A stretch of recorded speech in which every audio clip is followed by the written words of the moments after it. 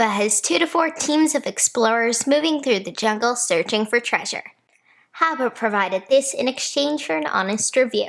The expedition leader places one colored adventurer on any beach number and the matching temple on any jungle number.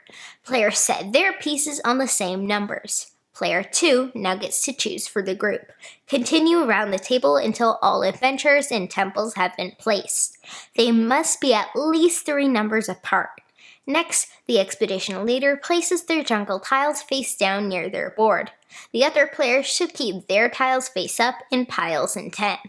The expedition leader randomly draws a tile, then reads the number out loud.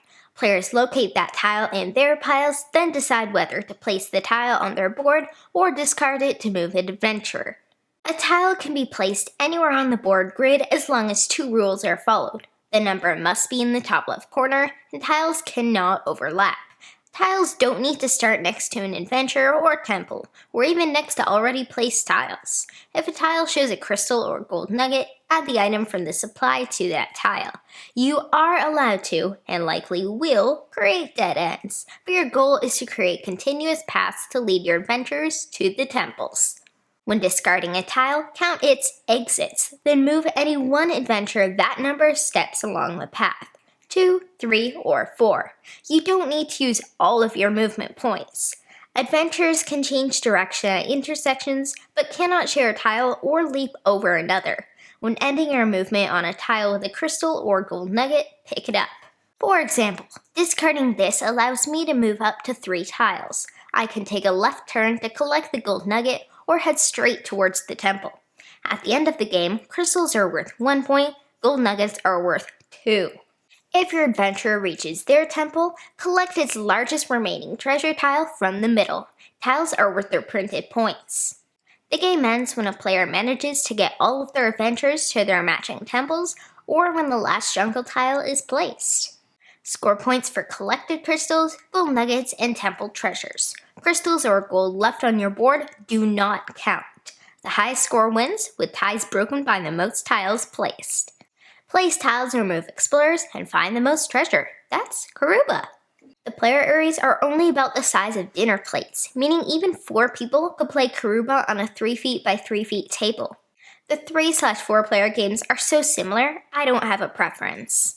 Other than our first time with Grandma, our games have taken around 20 minutes. Grandma picked it up quickly, and her second game was exactly 20 minutes, including setup and takedown, of course. There's no reading, and math is grade 1 addition. You have to have good spatial planning and quick reactions, but experienced gamers aged 6 and up might be fine after a few games. In our third game of Kruba, luck with the tile draw made it super easy to make paths based on where our adventures and temples were. At least, at first. Things kept falling into place for Dad, and he found the temples with all 4 of his adventures. You know, he would have lost if this was a dice game. Oh well, we still had fun.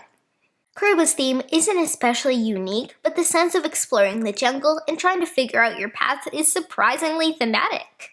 The tiles are sturdy, the wooden pieces are cool, and the unique tile art is full of life. Great graphic design, too. The box is the standard size, meaning it can't be tossed into a backpack. On the plus side, the rules are simple, so it's easy for everybody to jump right in. Once players know the game, you can play twice in an hour. I love that the group decides where the adventures and temples start, giving everybody an equal start. Even if you know every tile in the game, they might not come out at all, let alone in the same order. Each turn, your boards grow further and further apart. The decreasing treasure tile values really affect your strategy. Do you go for the temple and get 3 points, or do you shift focus to go for a bigger prize? Should you build paths to grab every crystal and gold? So good. Kruba is over 5 years old, which, in board game years, may as well be 100 years. It's called a classic, but does it deserve to be up there with Carcassonne, Ticket to Ride, and so on? Yes it does. It's simple, but in a good way. You can only do one of 2 things on your turn, allowing you to focus on the puzzle, maximize your turns, and weighing decisions that get tougher as the game goes. It has variability and randomness to keep things fresh, and it's incredibly quick. This is fantastic for families and on game nights.